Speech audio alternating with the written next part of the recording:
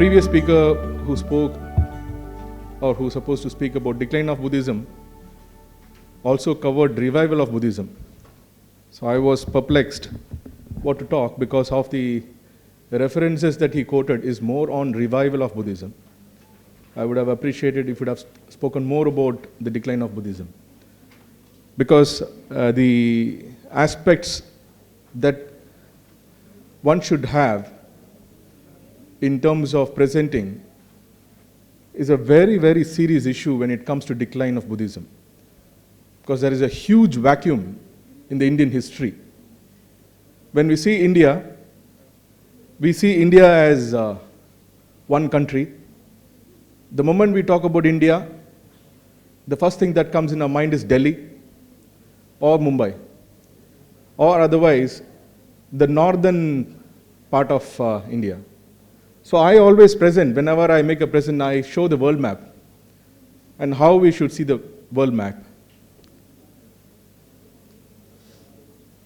So when we see the map, we always see north or south, or north to south, and we have this perspective that north is always developed, south is not developed. Europe is developed, Africa is not developed. North America is developed, South America is not developed. The same way we also have this goggles wearing the perspective that North India is more developed and South India doesn't seem to exist at all. Next slide. So we have to see the map upside down. We have to, first of all, deconstruct our mind by saying north and south, rather than saying north and south, we should say south and north. Only then we will be able to anthropologically shift our brains. Next slide, please. So if you see, before the 20th century, we had a different thought process. And after the late 19th century and the early 20th century, we started having a different program in our brains based upon aviation. So the history and the thought process is based upon aviations and the sea routes. So we have to first of all demarcate the centuries that comes before the 19th century and the one that follows. So when we would have seen the world map before the 19th century, we would have perhaps seen it upside down. But what we are seeing, the next slide please, is the aviation perspective. So we have derived a globe that is based upon north and south. And that's how we have been driving our whole energy towards anthropology or archaeology, based upon the aviational thoughts. Next slide, please. Coming back to the South Indian hemisphere, these are the important sites. I must thank Professor Louis Lancaster. I'm a student of Professor Louis Lancaster, who has established the Electronic Cultural Atlas Initiative with the support of University of California, Berkeley campus, and also Peter Schalk, whom he referred, Jnana Aloysius. They are all my teachers who inspired me in the early 2000s to explore the mission of understanding the Buddhist anthropology and archaeology. So these are all important sites. It has been what we call as the GPS marking. So we have close to about 145 Buddhist shrines in Tamil Nadu alone, as per the reference of T.N. Ramachandran, out of which we have demarcated 99 sites. Next slide, please. Next slide. I'll quickly run because there might be several things that had been repeated earlier. I also had, I was closely observing the early speakers referring about Ashoka's mission. So this Ashoka's mission would be probably substantiated by the archaeological sites, the evidence is based upon the archaeological sites. But then when we go beyond, referring to the religious text, the first sermon which Buddha gave, Charata Bhikkhave Charikam Bahujana Hitaya Bahujana Sukhaya Lokanu Kampaya Hataya Hitaya Devamanasanam.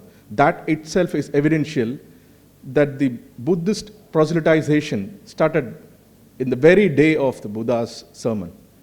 So we have to understand how the religious anthropological perspectives should be synergized with the archaeological sites, because these religious thoughts and references are the major inspiration for us to enter into anthropology. Then we also see a great amount of proselytization towards Southeast Asian countries. And South India happens to be a very important place for taking the treasure of Dhamma and also the trade towards Southeast Asian countries. It's a gateway for Southeast Asia. Next slide, please. So we can see certain references that we have as maps, the invasions that we had from the South Indian kingdoms. The strong reference that we have, quite often we focus on political history. So I'm also quoting the political history here in terms of the Pallavas invasion or the Cholas invasion. So there's a significant influence in the Southeast Asian countries in terms of architecture. And if you see, I'm sure many of the archaeologists here or people who are involved in anthropological and archaeological studies would also agree the major contribution of architecture comes from South India when it comes to Southeast Asian architectures, whether it is Mysore in Vietnam or the northern part of Vietnam, or you go to Cambodia or Thailand. And also my friend earlier who spoke about the linguistics, there's a huge amount of linguistic connections, especially the Tamil language with that of the South Asian countries. We have na, all these basically pronunciations that derive from the Tamil background. In fact, the Pallava Grantha is nothing but the Tamil Grantha. It's originated from the Tamil. Next slide, please. So, next slide. I don't want to repeat this. The decline of Buddhism also should quote about what happened in South India and who all have referred. So Fashin has referred. Quite often we talk about the Chinese, especially in terms of Fashin and Master Xuanzang.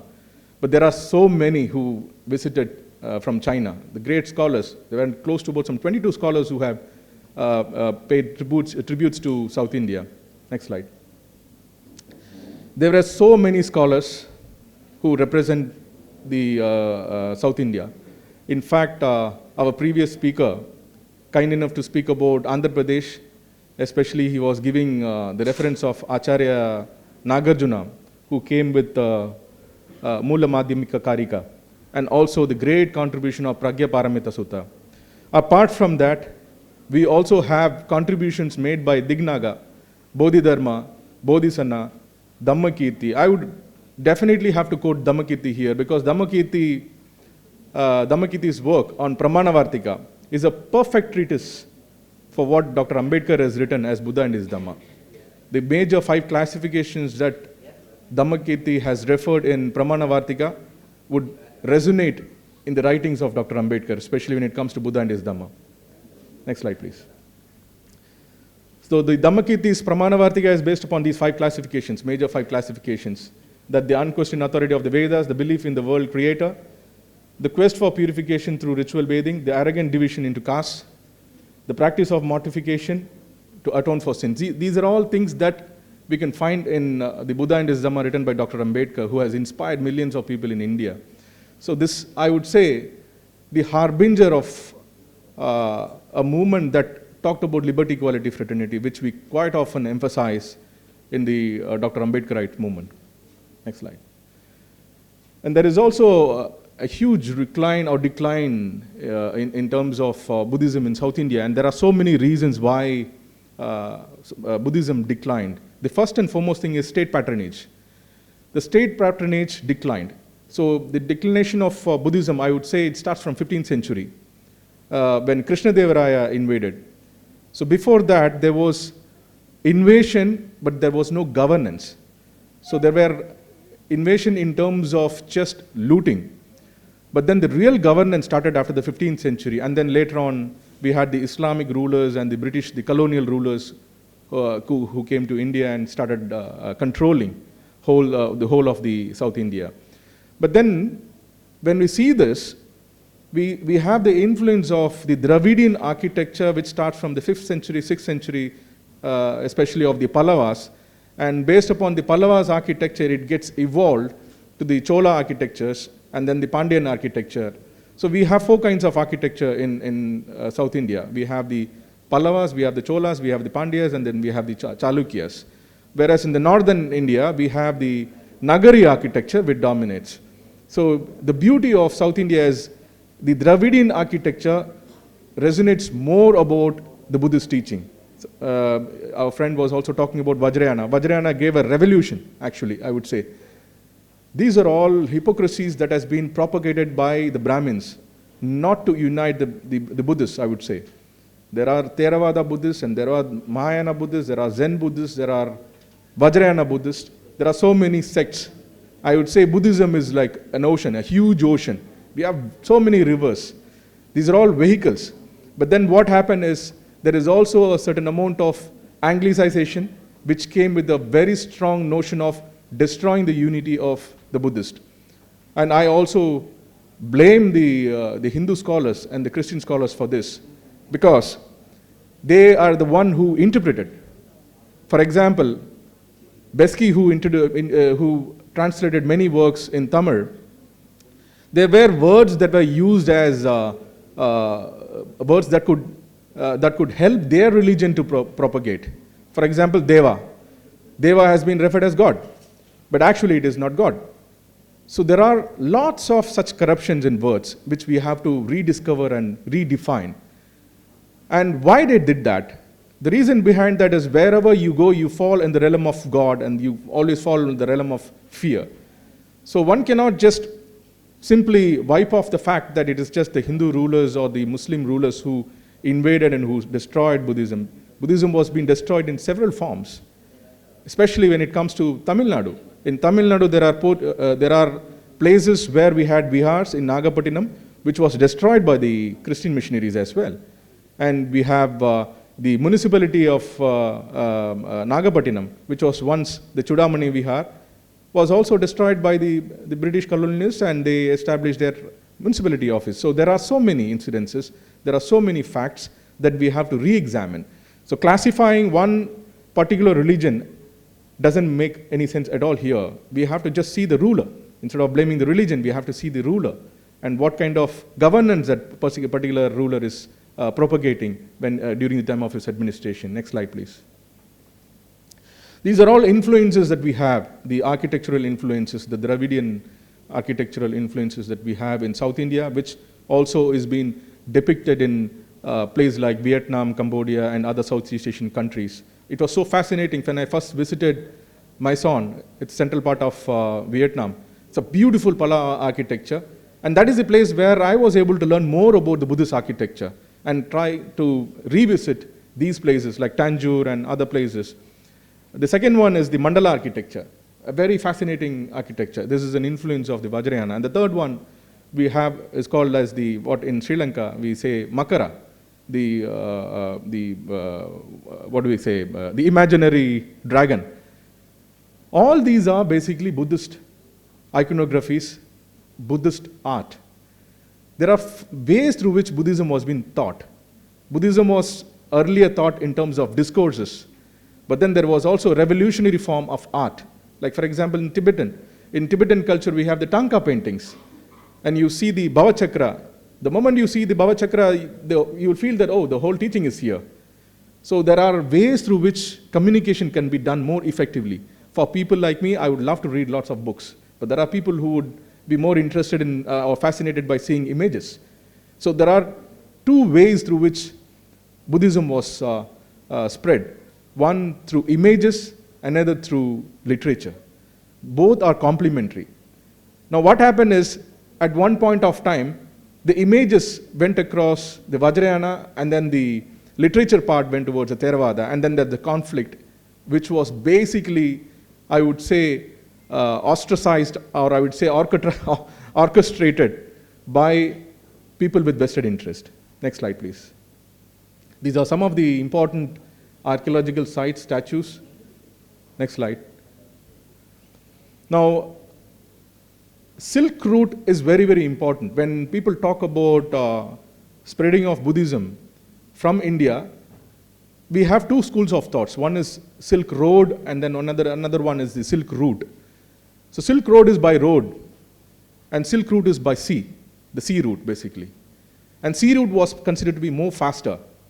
Thanks to Professor Dayalan, the former director of Archaeological Survey of India, whom I met in 2007, who opined my brains as well, that it was South India, or it was through the Silk Route that Buddhism went across different nations.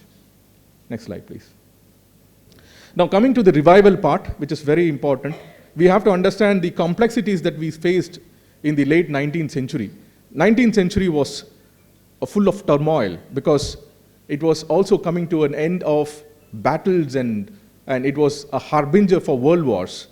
There were superpowers that were emerging. And at the same time, in India, we also had Indian national movement.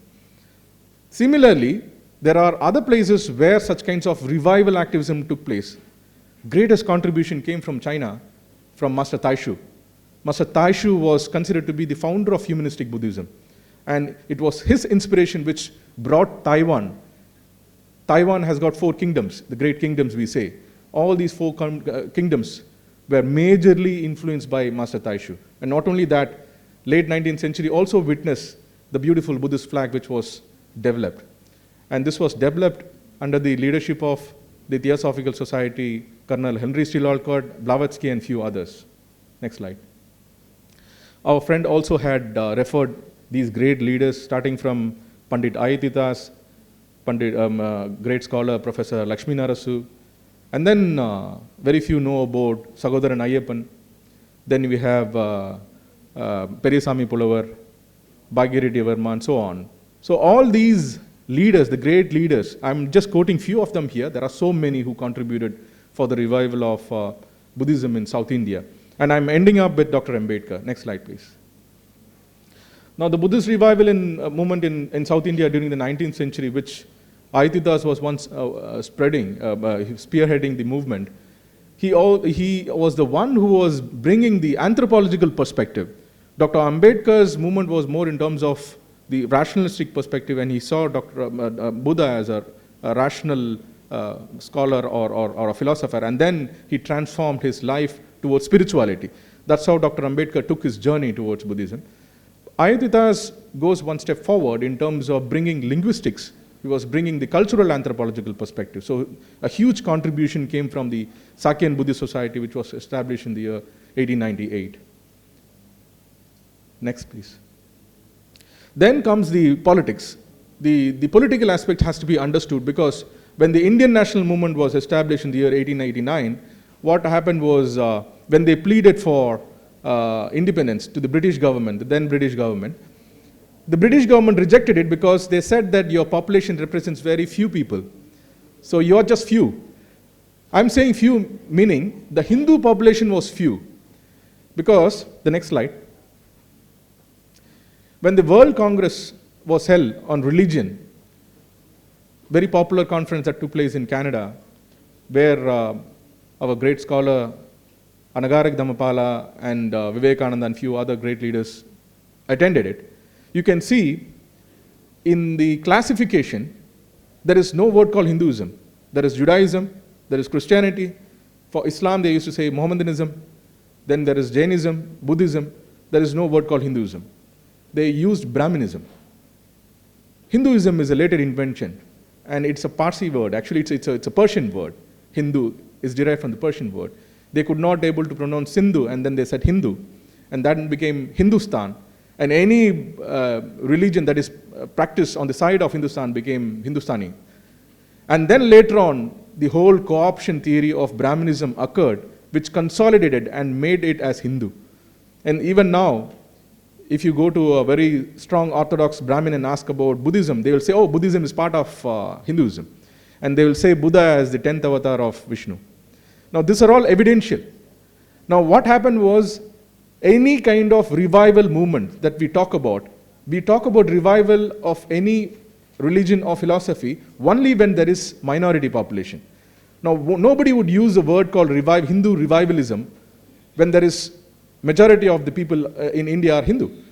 The Hindu revival movement was established by Vivekananda. What was the need for it? What was the need? The Hindu revival movement in the late 19th century was nothing but to ask for or to bargain with the British government for independence. So independence movement itself is a politics there. An independent movement cannot be isolated with that of the religious aspects. There is a huge intention of religious aspiration that was embedded in the Indian national movement. Next slide, please. The contributions of Anagarak Dhammapala plays a significant role. One cannot, isolate his contribution when it comes to Buddhist revivalism in South India. In fact, he was the one who questioned the authority of the then Buddhagaya Trust, which was completely controlled by the Brahmins. And he was the one who challenged by saying that what does a Brahmin do in the Buddhist Mahabodhi society there, or the Buddhist trust there, or in the Buddhist temple in Gaya. He was the one who raised. And then later on, all the others started, and even now the cases are going on. Still now we are not able to completely satisfy with the governance of the Buddhagaya Trust. And not only that, he was instrumental in establishing the Mahabodhi Center in Tamil Nadu, in Chennai. We have in Egmore. Next slide, please. And then comes the next aspect, because the earlier slide was of the late 19th century and the early 20th century. With that of, I'm trying to draw the comparisons between Ayatuta's contribution with that of Anagariga Dampala. And the later half I would like to share about the great man, Malala Sekara and Ambedkar.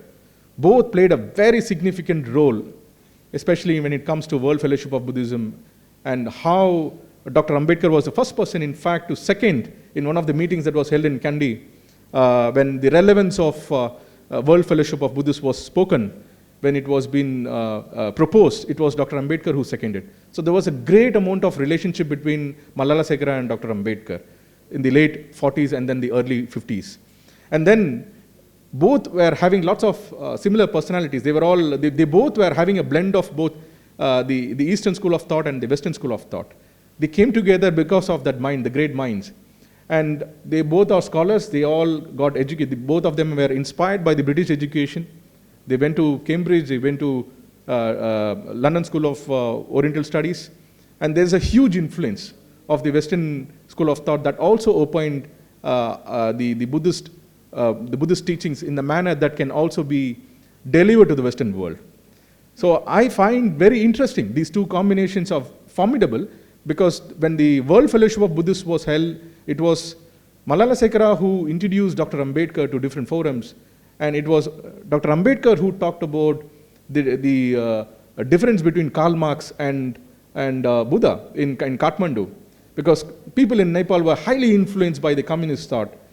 If Dr. Ambedkar wouldn't have said this, many so-called untouchables in India would have gone towards communism.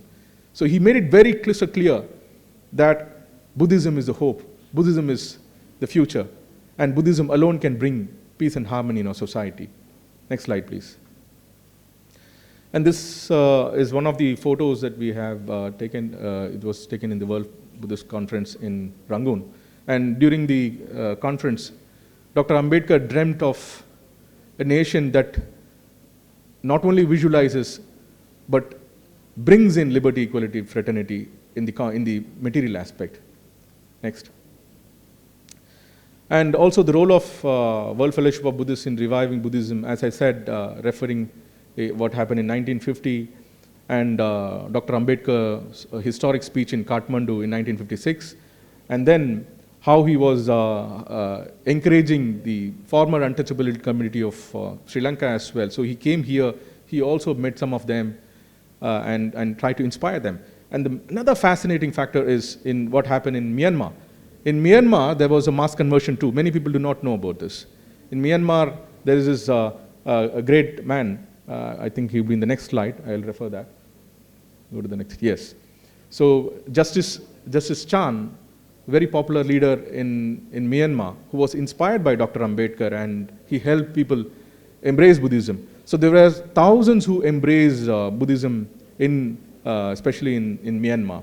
And not only that,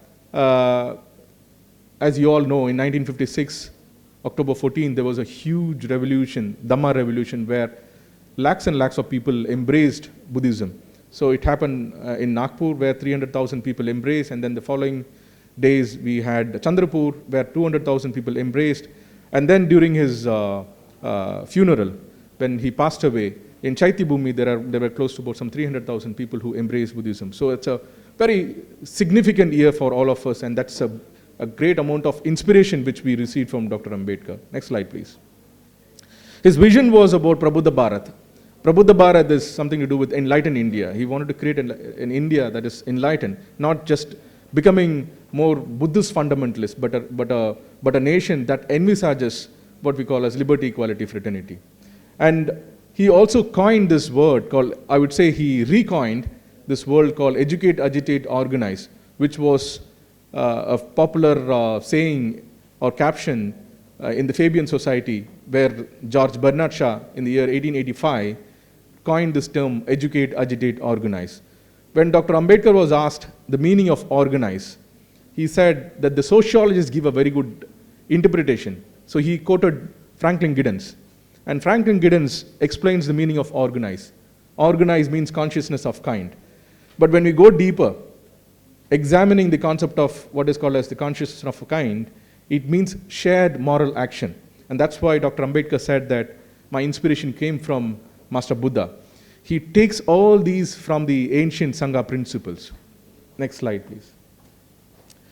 And then we have the contemporary Buddhist movement. What happened was Dr. Ambedkar gave a historic speech in which he declared three things when he talked about Buddhism to grow in India. One thing he said that he will create a Bible for the Buddhists. By Bible he said he wanted to create a book that a layperson can easily follow. That is Buddha and his Dhamma, which he did. The other two, unfortunately, he could not do it because he passes away. The two things are, one is to create an international network for the Buddhist community, and then create a Mahasangha for, at least for the Upasakas, to practice the Dhamma more effectively. And that's the time when great personalities like Buddharakkhita, Acharya Buddharakkhita, and also Urgen Sangharakshita came forward. So Acharya Buddharakkhita established Mahabodhi Society, through which many monks are being trained even now. And then for the Upasakas, it was Urgen Sangharakshita who developed what is called as the Triratna Buddhist community, in which I am part of and few others are. Next slide, please. So in conclusion, I find it very interesting, the books that has been referred, and I was also inspired by Pandit Hisali Dhammaratana's book on Buddhism in South India. Not only that, today's book release ceremony, which we will be witnessing. So many things have been referred in that book. I really admired that book. And one thing I have to talk about, register here about the author, is the author wrote this book in a very unbiased way. I read each and every page. It was very much inspiring for me. And I'm seeing that more and more people will sprout in coming forward to take research very seriously, both in terms of anthropologically as well as archaeologically. Not only that, try to blend it. No, you cannot see things in isolation. We have to connect architecture, we have to connect the cultural anthropology, we have to bring the linguistic anthropology and archaeology. When we synergize these four, then our understanding will be even more deeper and stronger. And we will be not coming with hypothetical conclusions. We would be having strong evidences to assert that there is a world that is possible.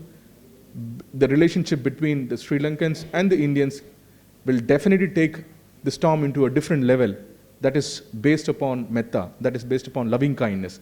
I find there's a great future for us to move forward, to bring the Tamil ethnic group in Sri Lanka, as well as the Sinhala community, where the South India plays a significant role in developing metta among all these. I think that this is more than sufficient for me to deliver a kind of platter for you before the lunch. I'm sure that you're all very hungry, and thank you so much for the patience in listening to my talk, and I'm also extremely grateful for the organizers to give me this chance. Thank you very much, Debbie.